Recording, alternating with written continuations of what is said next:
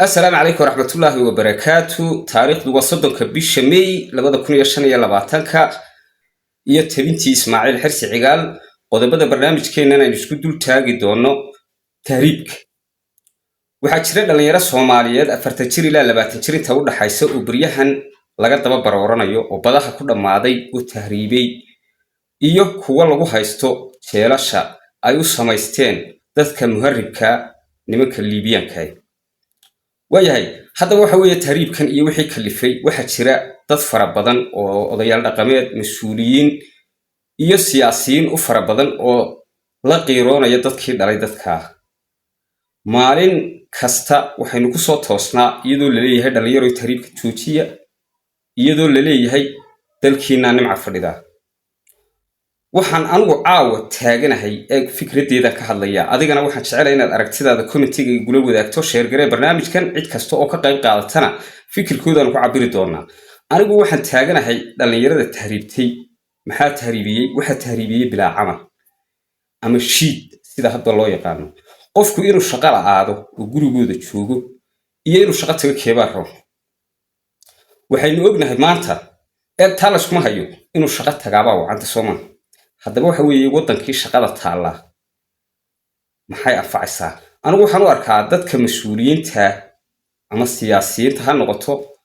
ama odayaal dhaqameed ha noqoto inay iyagu dhiiri gelinayaan dhalinyarada tahriibisa sababta uu dhiiri gelinaya waa maxay waxa weeye ugu horeyn horta maanta waxaad ogtahay mid waalidkii intaasba ku soo tabcayay oo jaamacad ka baxay ayaa ku shaqo waayay tan ama shaqada heliba waayibti waxa la shaqo geenaya mid aan waxba soo baran haduu doono maxaa sababay maanta tan qabiil baynu ku noolahay qabiil bay ku dhisan tahay meel kasta Soomaali joogto Somaliland baa loogu qaatay marka si uu eegto Somaliland ayaa loogu yara qaatay waxa weeye dhalinyarada marka ay ka tahay kii xildhibaanka loo dooranayay waa inuu qurba ka yimaadaa oo lacag sitaa kii siyaasiga kale noqonayay waa inuu noqdaa nin qurbaha soo arkay hablihi waxa jeclaada xitaa ninka qurba ka yimaada nin qurba ka yimaada hiblaayi guursaday in badan baa maqlaysteen oo dhigiina ay soo duushay waayahay qofka maanta wax laga qorayaa waa inuu noqdaa qof qurba wax ku soo bartay ama qof qurba ka yimid dhaqaatiirta hadday tahay hadday siyaasiyiinta tahay hadday qolada cadaaladda iyo maxkamadaha tahay haddii ay all laysu xataa waxaan ku yiri qofku hadduu wadanka wax ku barto wax qiimaa ma yeelanayo hadduu halkaa imanka maanta medicine barto halkaa dhakhtar ka furto oranaya halkan wax ku barto waxaan xog ka badawaahay marka miyaanay ka dhignayn inaad adigu dhiiri gelisay markii qofkii dalka wax ku lahaa cidiba wax ka qori weeyay miyaanaydan idinku dhiiri gelin oo sabab u ahay talabaad aan isku taagaya waxa weey ninka dhalinyarada ah maanta cidda bilaa camalka ugu faraha badan leh ama shaqo raadiska ama shiidka waxa weeye 42 ilaa 18 inta u dhaxaysa waana inta waalidkood halkan kaga canaanaya muxuu shaqo tigwaan maxaa guriga dhigay hebel ma shaqeeyaa ma dhigahaaga way ka badanaysaa maxaad ka shaqeysaa ma shaqeysaa xagaad ka shaqeysaa waxa weeye dabadeetana waxa fikradahaadi ku dhalanaya war hadaa doonto dhimo oo meel shaqo raadi dabeetana idinka badaha jiirsiye Soomaha markaa waxa weeye arrinka inta aan ka dambaysiinaya maanta dadku day hogaambilay quraanjada hoggaanka maarmi weyday iyo shinida maanta waxa weeye dhalinyaradani may camal waayin waxa lagu qanciyaa maalin walba xeebta inta leeg baad leedahay dhulkaaga nimca fadhida shidaal baa ka buuxa uu xoolo dhaqataynu nahay beeraynu war waxaan haddaad ku shaqaysana waxba kuma ahati duu agtaada yeela dhagaxaagan macdintaada ku agyaala haddaad riyaha ku shiidayso oo maxaa sheegay isku shiidaysaan waana waxba u aqoon ama siilada u hay adiga waxba kuma ahay ninkii dib ka dhiganaya wuxuu yahay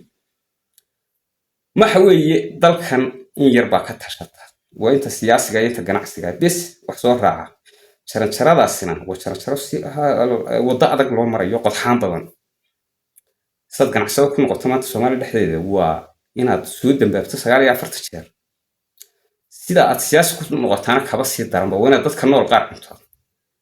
markii halkaan ugu kaliftay imka hadda waqtiga xaadirka haddana isaga anigu mas'uul qaran lagu doorto sababtoo sharciga ay faraya ama dastuurka inaan waxna dooran karo layna dooran karo waan ogahay inaan cidiba ay dooran la oran muxuu hayaa wax ku dooranay ninka ugu fiican ee shaqo haya maanta waa ninka caruurtiisa biili kara soo ula rafanayo isna ku dul dhammaada waxbarasho ma haystaan caafimaad ma haystaan waxoo dee maxaa soomaalida qayb ka mid ah waaba is cuntayba iyadu waxa weeye waan ku soo dhowaanayaa waan ku soo gebagabeynayaa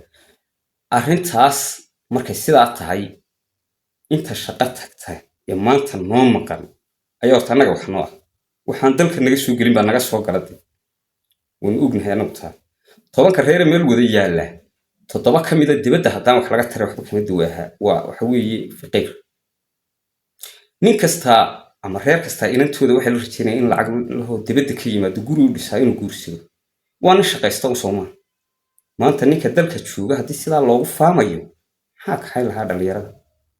waxa weeye ilmadareyaalow ka halkan joogaaba waa dhimanaya waxba la barooranina ka halkan joogana wadi ka xabadda isugu dhiibayo waa dhimanaya waa ogti